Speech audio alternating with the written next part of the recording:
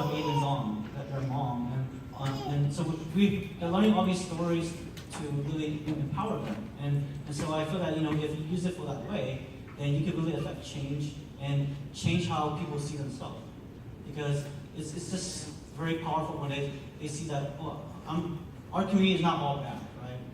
And there's actually a lot of successful Hmong Americans out there who we don't know about. I would also just add that, to me, like, social media is a conversation, right? Like, regardless if you want to be on social media, it's a conversation. If you want to be on social media, it's a conversation about who you are. I mean, in today's world, social media is all around us, and whether or not you want to have the conversation, drive a social cause, or just post casually, it's a reflection of who you are. It's your narrative. And so, to me, social media is really that wave of the future of, this is a conversation that I want to have, this is what's important to me, and if you want to be my friend or be a part of that conversation, then, join in on that.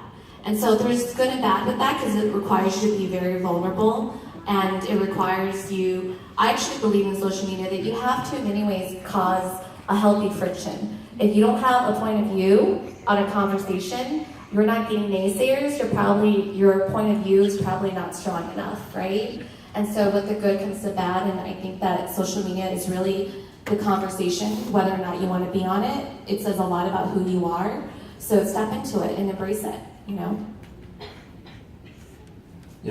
have to remember that social media is like real people, I think one of the reasons I use Facebook and Instagram as opposed to like YouTube is I'm not guy on stage 1, 2, 3, just a username, but I'm Neng Now, and you can go click on my profile and you can see where I worked and where I went to school and what I do, and through that, treating people, having that very personable attitude in social media has allowed me to a lot of times travel the world basically free, short of airplane tickets. I was just in Vietnam for 3 weeks in February and literally paid $0 for housing. People just messaging me, hey, I'm XYZ and I live here and there and come stay with me. And I was just in Thailand and I only had to pay for a week in hotels, and that was like $100 for 3 weeks in Thailand. And the first month I was in Costa Rica, the first month I started traveling in January of 2018, when I still had like 0 people following my page, like less than 1,000, well less than 1,000. I was meeting people online and they're like, wow, you're in Costa Rica, and like no one ever comes here, come stay at my place, and they would feed me and they would give me a place to sleep and they would introduce me to their families, and I spent Christmas of 2017 in Costa Rica with a friend's family, and I think having that real, true value online of people are real human beings has paid off for me in so many ways. Thank you. So I hope what you heard is that from our influences, social media influences, is that they're very intentional on social media. Le chi la tao la post, le yo what chi la le bao le purpose. Yeah. Okay? So you use it intentionally for good. Okay, so I wanted you to share your experience in how you built your community or platform, or how you use, social media or Facebook to launch your virtual summit. So we'll go around here. So even though we're talking about social media and we get to hide behind the computer and the mobile app or a desktop, I still think it comes down to personal outreach, right? So for me, when I first started, Hmong Women Take on the World, I reached out to Annie and Chua with Hmong Women Today and said, hey, I have this vision, will you do this with me? And I found them on social media, but again, it was still that human conversation, right? And so there's a lot, I think, when you're thinking about launching, a new initiative, driving social change, or, growing your followers, it's still a one-on-one relationship. It's still that conversation.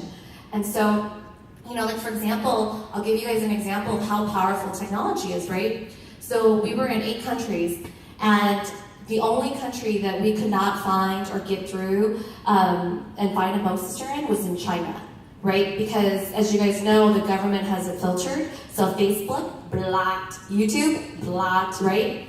And then not only that too, but the other challenge that we had with trying to get a Hmong sister in China was finding someone that could tell her story in a dialect that we here in the US can understand, right? So that was so hard to find someone like that. But it was through a personal connection, sister Pop, right? And she just randomly took Chinese, like in college, and she just randomly was on WeApp. And she's like, I'm just gonna message people. And literally through WeApp, we recorded and found someone in China who was Itu Hmong sister that actually in her younger days had come over here to sing here in the US. So she was very familiar with what it meant to be a Hmong American here. And she had this really amazing story. But it wouldn't have been possible if it wasn't that one-on-one conversation that I had had with this one sister that found her. And it wouldn't have been possible without technology and social media. That's how powerful it is that it actually breaks down the barriers and boundaries. There's no more boundaries. And so it just really allows you to have that really powerful conversation, but it still starts with that one-on-one outreach.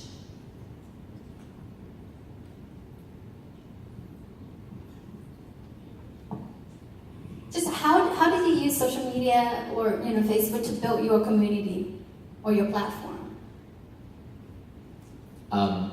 So, I was talking before I started traveling and trying to travel full time. I was talking to one of my tech buddies. He works in Silicon Valley, and he goes, Neng, the most interesting thing about robots is that they decide everything except to give you money.